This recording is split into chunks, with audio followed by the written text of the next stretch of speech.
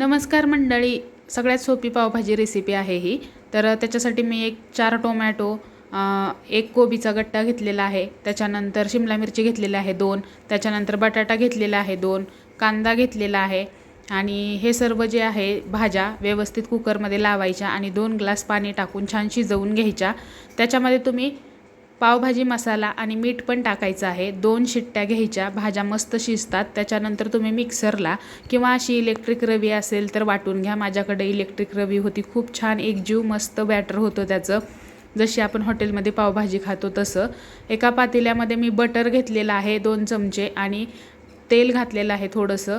त्याच्यामध्ये मी कांदा छान परतला की कोथिंबीर, कसुरी मेथी, त्याच्यानंतर अद्रक लसणाची पेस्ट, लसूण कोथिंबीरीची पेस्ट आणि आपलं लाल तिखट घातलेलं आहे आणि हळदी पावडर घातलेली आहे। कुठलाही कलर वगैरे काहीच वापरलेलं नाही आहे। बघा भाजी किती मस्त दिसत आहे आणि फोडणी टाकलेली आहे भाजीला। आणि मी वरतून पण तूप टाकते भाजीत मुलाला देण्यासाठी। आणि रेसिपी तयार आहे। पाव मस्त मी बटरमध्ये फ्राय करून घेतलेले आहेत। बघा तुम्हाला रेसिपी कशी वाटली, आवडली असेल तर चॅनलला लाईक, शेअर आणि सबस्क्राईब करा। धन्यवाद।